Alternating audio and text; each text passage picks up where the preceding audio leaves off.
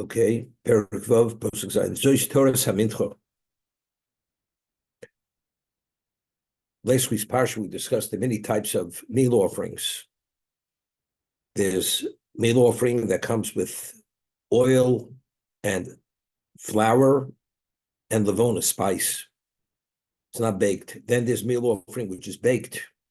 Either it's baked in a shallow pan, it's baked in a deep pan. Then there was a mincha which was called minchas chatos.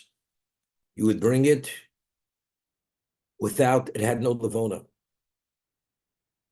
It had no oil. Now the question is, we discussed that the palmful, which is taken by the Kohen, which is called the Kmitza, that he takes, and that's called Askarosa. That's the remembrance, and that the Kohen takes, puts it in the ministering vessel, transports it to the Mizbeach, and then he puts it on the Mizbeach and he burns it. That's called the Kometz. The Kometz is the palmful, the handful that he takes. And the remainder, that what remains, is eaten by the Kohanim. That's called the Shirayim. The Kmitza is sacrificed, and the Shirayim is eaten by the Kohanim. And its status is Kodesh Kadoshim. Only the male Kohanim can eat it. As a Chatos and Osham, as a sin offering, or a guilt offering, only the male Kohanim can eat it. Identically here, the Mincha has the same status. It's the more advanced level of sacrifices, therefore only the male Kohanim are permitted to eat it. But what do they eat? They eat the Shirayim. The Kometz is sacrificed. Now, the Gemara tells us that just as you have regarding an animal, you have 4 levels of avoda.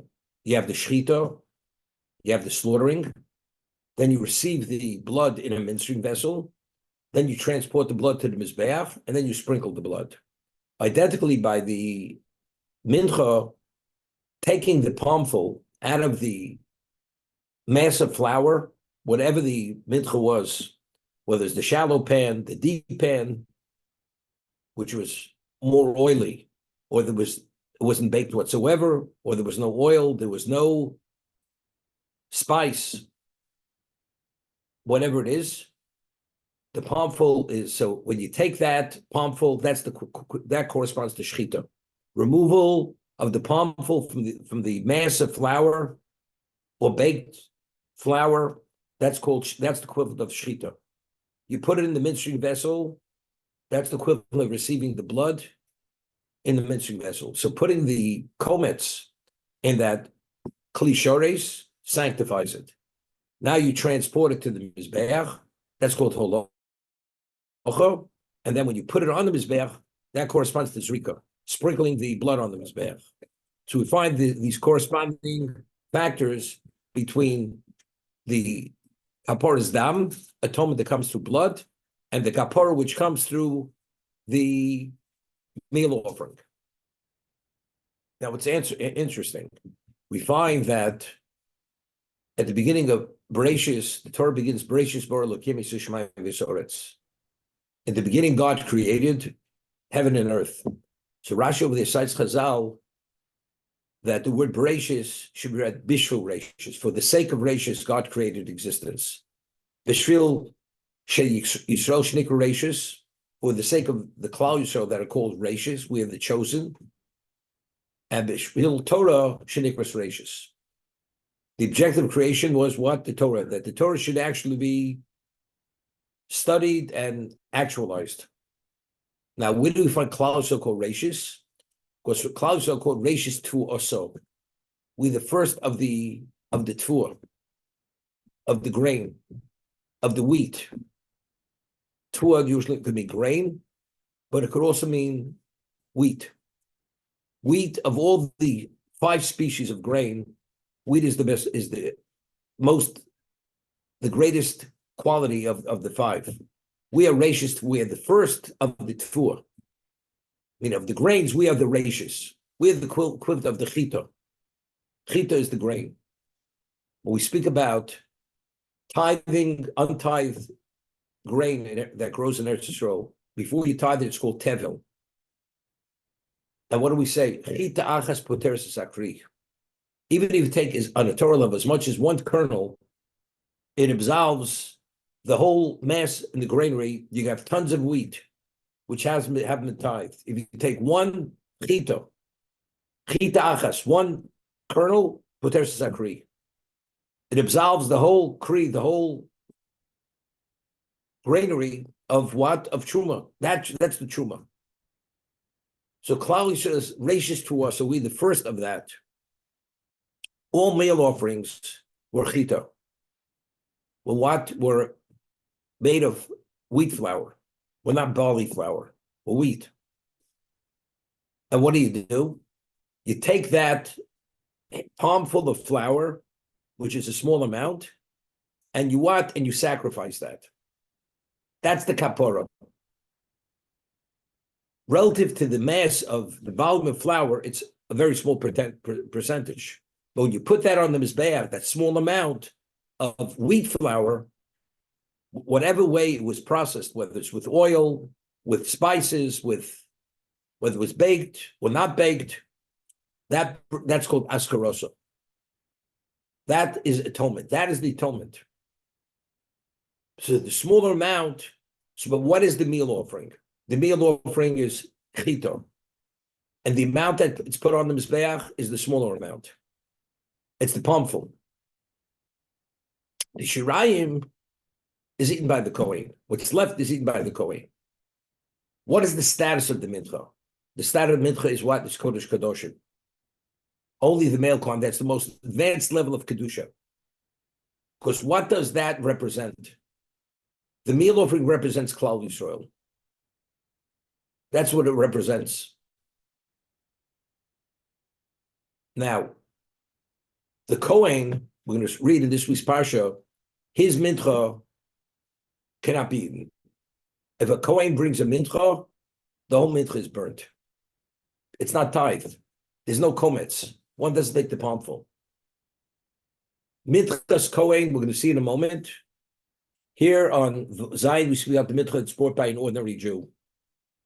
Let's read it. V'zos Torah ha-mincha hakri vosa b'nei Aaron l'fnei Hashem p'nei ha-mizbeach.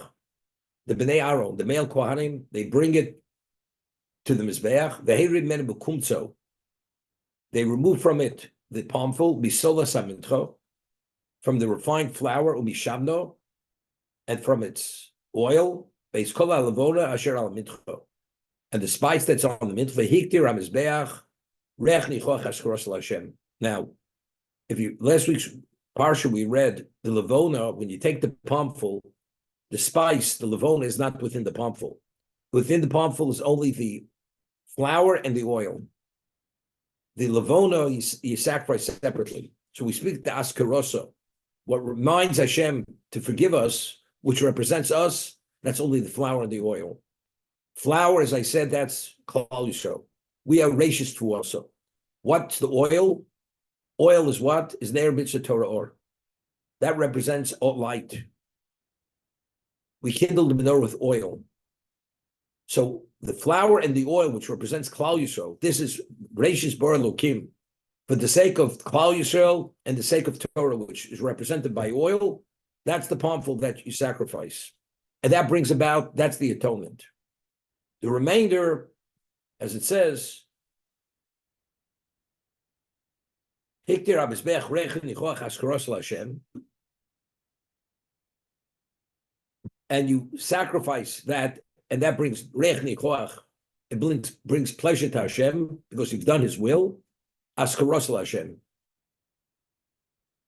And it reminds Hashem of who we are, meaning it allows us to be valued and atoned. Vadoseres mimeno, and what's left of the mincha, yochel ha-kohanim, yochel Aaron l'vonov, matzos teochel b'mokom kodesh. But even the remainder has to be eaten matzah. You cannot cause it to become chometz. It has to remain matzah, b'chatzar ol moed yochlu. It has to be eaten in the ol moed. Can't be taken out of the confines of the what we call the azor, the sanctuary. Lo se'ofer chometz chelkom. It cannot be baked chometz chelkom the satios bishi kodesh koshim he kachatus kosher. It is the same status as the sin offering and the guilt offering. Only the male Kohen are permitted to eat it. So Rashi, when in Pasuk Yud writes, "Lo se'efa chametz chelkom afa shirayim asurim b'chametz." Even the remainder, which is not sacrificed, meaning it's understood chametz you cannot bring on the mizbeach. What does chametz represent? Chametz leavened. What does that represent? That represents the sitra achra. That's the sota, as it's cited in the name of the Arizal, and others bring it, that something that's leavened rises and has taste, is tastier. We speak about arrogance. What's humility is person is low-spirited, under the radar. Chametz is something which swells, which rises. That's gaivel. Something which is bland doesn't have that level of desire. Something which is tasty represents desire. Desire is taiva. That's the Yetzer Hara. Therefore, anything which has anything relevant to the evil inclination, which is a representation of what he is, cannot be associated with the Mizbeach. So the Askarosa, the pomfil, which is what Klausa represents, the Chito, has to be what? Cannot be Chametz. And even what the Kohanim eat, because who do the Kohanim represent? They represent Klausa, which is basically Kodem Achet. They're the ones who were not putrefied through the egel, right? The rest of Klausa were putrefied due to the egel. Therefore, initially, who are the officiants in the Mishkan? The Bechorim, the firstborn. But because of the egel, the Bechorim were disqualified. So the Kohanim represent something which is unassociated with what? With idolatry. Therefore, they eat the Shirayim. But who are they representing? They're representing Klal Yisrael. That part of it goes on Mizbeach, and that's the Kometz. That's the small amount. That's the Chita Achas. That, relatively speaking, it's the small amount, and the vast majority is eaten by the Kohanim. We'll see the mincha of the Kohen is not eaten whatsoever. Now take a look over here, you Gimel.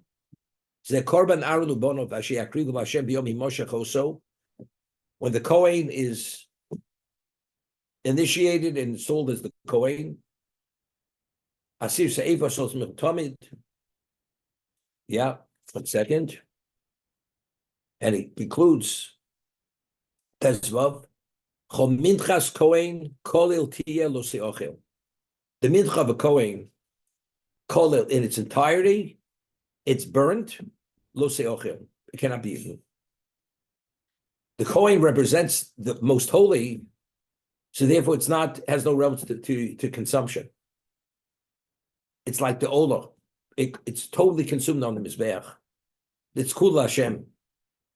Because the Kohen himself represents the elite of Levi, which was Mila Hashem Elai, who's for God should come with me. Therefore, his mincha is not fit for human consumption. Therefore, the whole mincha, there's no taking that palmful. The whole mincha, so the mincha of an olah of a kohen is the equivalent of the olah, just as the burnt offering.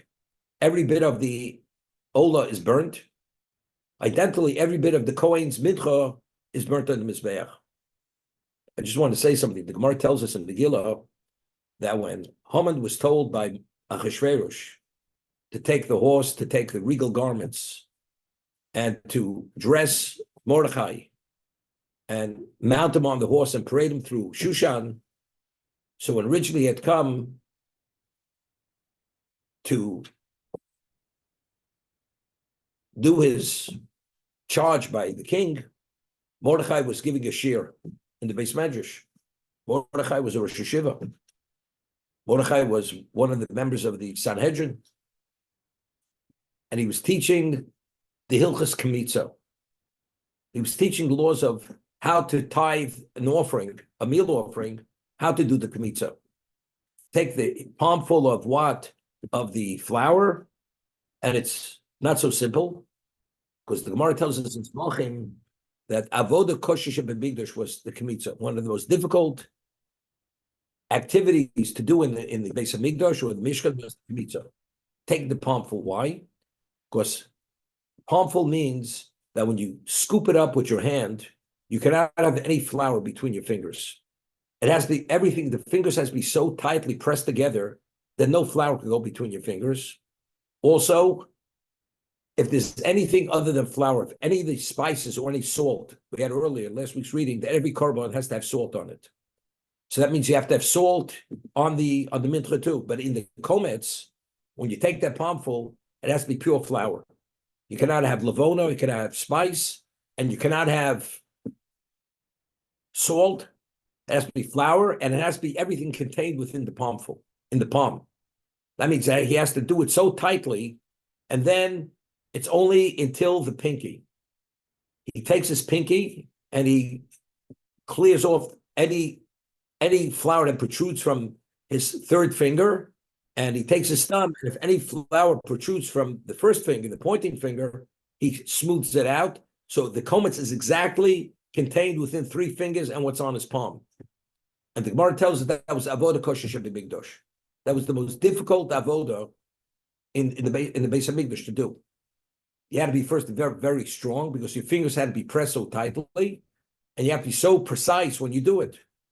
So Haman comes to the Beis Medrash, and he finds, and there's no Beis Hamikdash. This is the period between the first and the second temple, and Mordechai is teaching komets to his Talmidim. When he comes in, Mordechai thought he was coming to kill him. So he says to his Talmidim, you better disperse, you better leave, because I don't want you to be affected by my gachelis. You may be burnt by my coal. When he comes to kill me, he may kill you, so you will leave. He comes to Mordechai, and he tells him he's not here to kill him, but he's here to dress him in the regal garments and to parade him through Shushan. But he says, I want to ask you a question. What were you teaching? What were you teaching? So Mordechai says to Haman, I was teaching the laws of the komets of the mincha. So Haman says to Mordechai that your komets, which is a pittance, will negate the 10,000 talents of gold, of silver, which I gave to bring about the destruction of Jewish people. Your little handful of flour will supersede and negate and totally invalidate what I did. So it's interesting. He was teaching komets. What is komets, as we're saying? Komets represents Klal Yisrael. The famous Rabbi Yaakov Emden, who was the son of the Chacham Tzvi, writes in the introduction of his Siddur that although we no longer live in an era of revealed miracles, there's one revealed miracle which is continuous throughout history: the existence of the Jewish people. Because there's no people in the history of existence that endured and were subject to what we were, and yet we're still here. We're still thriving, and there's a certain resiliency, and we keep bouncing back. As much as they try to destroy us, but we still exist. We defy every odds, every statistic. That's the miracle. It's chita achas puteres zakri. We're always the smallest people in existence, but somehow we always rise to the top. Because just as the chita is the primary grain of all the grains, we're rachis to also, and it absolves no matter what the volume of the grain is. When you take that, all the other grain becomes ordinary. Identically, the world is ordinary. What's the elite? What's the royalty? Royalty is always the minority. The palmful, the only part of the mincha which is eligible to go on the mizbeach is the palmful. So what he recognized now, it's just unbelievable. I walk in, and this is the beginning of the end for Haman. He recognizes it. This is what his wife and his compatriot said to him. Once you start falling, it's over. You're never going to rise again. This is what happened. After he had prayed it through, he goes back and he tells his wife what happened. His wife says, Im nofel tipo. Once you're falling, it's over. And the Gemara says in Megillah that because Mordechai came from Binyamin and Yehuda, he came from both tribes, and it's Gemara cites two psukim that Yehuda always has the upper hand, and the children of Rachel also always have the upper hand against their enemies. So once you start falling, when you engage with them, it will never rise again. But again, he was teaching, he says, your komets will negate my 10,000 kikrei kesef. But again, what does the komets represent? That's Klal Yisrael. As much as you want to snuff us out and destroy us, you cannot do it. But again, why can't it be associated with chametz? So what goes on the Mizbeach is understood cannot be chametz. Because that's Ishel Hashem. That's specifically for God. There's no evil associated with God. Chametz is a representation of evil. But even the Shirayim, what the Kohanim eat, because the Gemara tells us, Kohanim ochlim, bailim iskaprim. When the Kohen eats his portion, that's part of the kapara. The essential kapara is the komets. As essential kapara is the zrikas dam, is the blood on the Mizbeach. That's la Ishel Hashem. But even what's associated with it, which is the Shirayim, which is the remnant, which are eaten by the Kohanim, since that's also part of the atonement, as it says, Kohanim ochlim.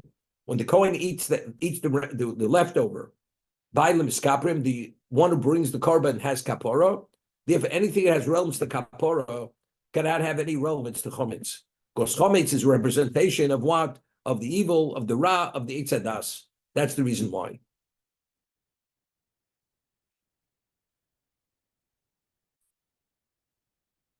Rabbi, you mentioned that Mordechai was teaching the komets to Haman, and Haman asked if, and Mordechai explained that the komets was the antidote for the 10,000 talents of silver. No. He didn't. No. He didn't say it's the antidote. No. When he heard he was teaching the komets, which is not at the time of the Beis Hamikdash, he says, your palm full of flour will negate my 10,000 talents of silver that I gave to bring about the decree to destroy you. Okay. It's separate. So my question is, how is that that Hashem had given us, right? Which is in Ador, that negates the 10,000 talents of silver that he had given to bring about the decree. Two separate statements. Now, the Matzah Shekel, when, there's a mitzvah of Mishloach Manos Ish L'Re'u on Purim. So Rashi says, why do we give Mishloach Manos on Purim? K'nei laharbos reus v'achve v'reus. To strengthen brotherhood among Jews. Means we were fractionalized. So to really shore up their relationships, you send gifts of food to one another. Ish l're'eu. That was the concept. Haman comes to Achashverosh, he says, you got these people, they're mefuzo mefored beino amim. They're fractionalized. Every Jew has his own way to look at it. They're complicated people. So one of the claims that he had, why Achashverosh should be agreeable to destroy us, because we're problematic people. We're contentious people that even among ourselves we're fractionalized. That's what he said, befuzum for ben amim. So to counter that, to correct that, Chazal legislated, rabbinically, you have to give shalach manos.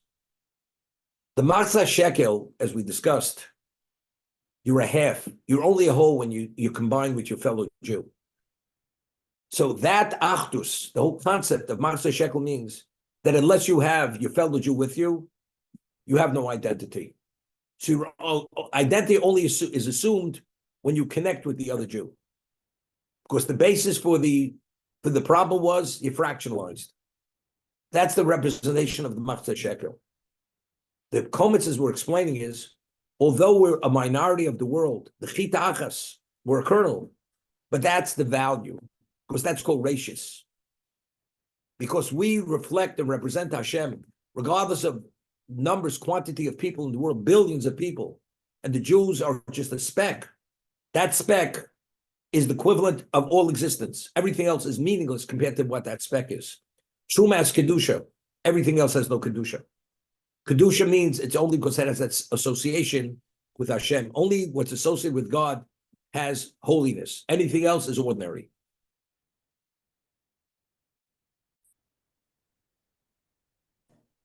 the Orach Chaim HaKadosh speaks. It's a question. We'll respond. Why are animal sacrifices the mode of service that Hashem chose for the Jewish people to perform?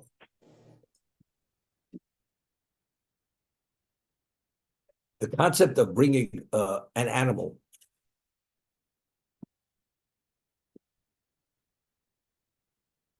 The only difference between an animal and a human being is the component which is called the soul, the neshama. But in terms of physicality, the animal has a very strong resemblance to the human being in terms of its physicality.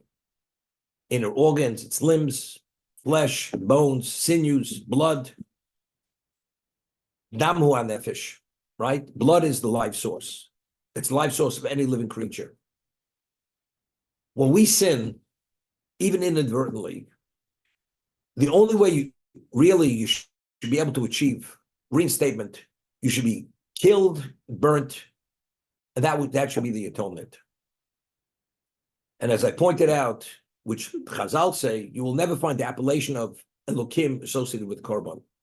Korban is always midas harachmim.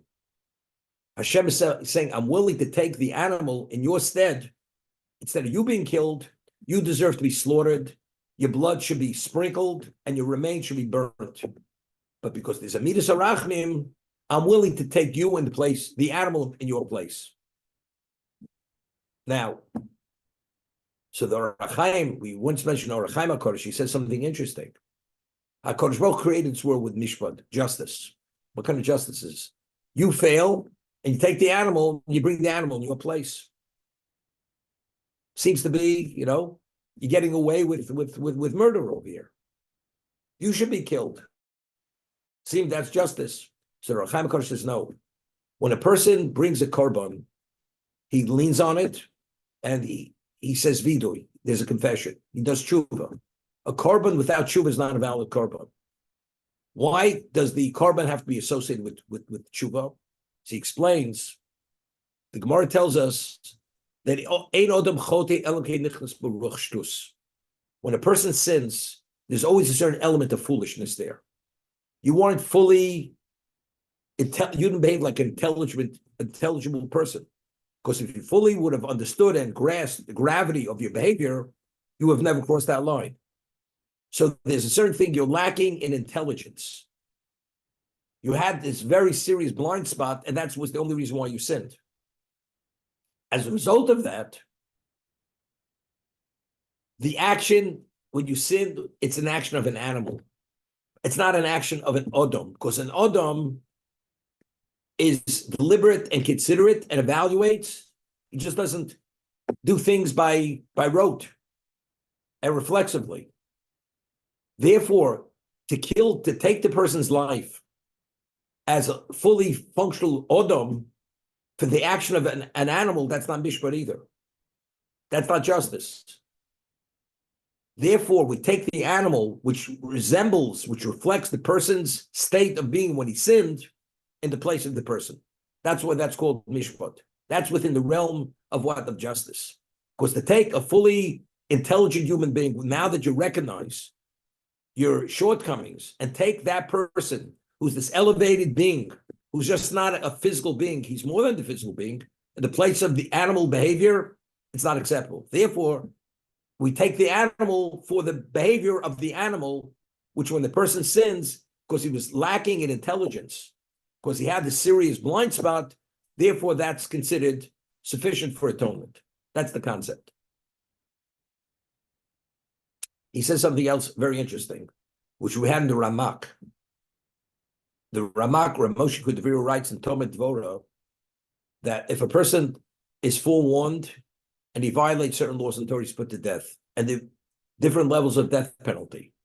You could be killed by stoning. What was stoning?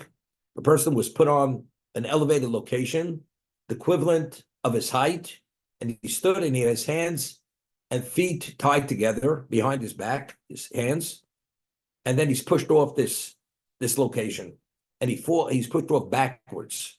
And because he can't brace his fall, usually he breaks his neck, instantaneous death. And afterwards, they don't pummel the body with stones. the way in Afghanistan, the way they do it. What they do is they take a heavy stone and they put it on his chest. So if he has a little bit of life, that crushes him. And if he's dead, it's just like, it's part of, that's the stoning process. What about if a person deserves to be killed by the sword? So he's decapitated. What happens if he's liable for strangulation? They take a cloth and he's strangled with the cloth. Two people pull the cloth in opposite directions and he's strangled. He's asphyxiated. After they go and he's killed by the boulder, by the sword, or by the cloth, what do they do with that cloth? What do they do with that stone? What do they do with the sword? So he says, the Ramak writes, they bury it. It has to be buried. Because that is a representation of something which is abominable. Because when a person sins, the level of impurity engulfs the person. And this is where Reb Chaim Volosher in the Nefesh Chaim cites the Zohar, the concept of Aveira Gores Aveira. When we sin, it creates an impure spirit, and that impure spirit engenders more impurity. When a person does something so extreme that he deserves to be put to death, that impurity has to be removed from him. How do you remove it from him? That when the Mishnah tells us in Sanhedrin, before they actually executed the person, he would say vidui. He would confess, do tshuva, and then he was killed. As a result of that, when he was killed, the impurity that was on him goes onto that boulder, it goes onto the sword, it goes onto that cloth. Therefore, that cloth is associated with that impurity. It has to be buried. It's like you take it b'chutz lemachne. You have a leper's house, you take the stone, the wood, everything, you take it outside the camp, in the location, then it's off limits, nobody goes there. Because that's the level of its representation. You bury it. So the Orach Chaim writes, when a person sins and you lean on the korban, the impurity that's on the person transfers from the person onto the korban. So the person has been relieved of that impurity, of that inadvertent sin. And now you burn it on the Mizbeach, and that brings about the atonement. So he asks, if that's the case, you only bring a korban for shogeg, not for mezid. For deliberate sin, you don't bring a korban. Why? Because he says, because the impurity of a mezid, of deliberate, is so extremely impure, it's bringing an abomination on the Mizbeach. Something like that cannot be brought onto the Mizbeach. Therefore, a person cannot bring a korban for a mezid, for a deliberate transgression, only for inadvertent. Inadvertent, that impurity is not an abomination, doesn't represent an abomination. It's not a toeva. But mezid, which is deliberate, you were conscious and you did it, that you have to be atoned differently. As the Rambam writes, based on the Gemara, there's Yisurim, different levels of suffering. Besides tshuva and Yom Kippur, only that causes that impurity to be vaporized. Was that operable at the time of the Beit HaMikdash? Meaning Yisurim and Yom Kippur and death, were those three means for atoning a deliberate sin in operation then? The person wasn't forewarned. The person was not forewarned. He's not put to death. Right? If that's the case, he has to be atoned. So even if he repents, he experiences Yom Kippur, he still needs Yisurim. He has to undergo serious levels of suffering, whether it's mental, emotional, physical, financial, whatever it is. He has to undergo that. But Without if he commits a deliberate sin, but he had not been forewarned, he doesn't have the option to atone via a korban. Never.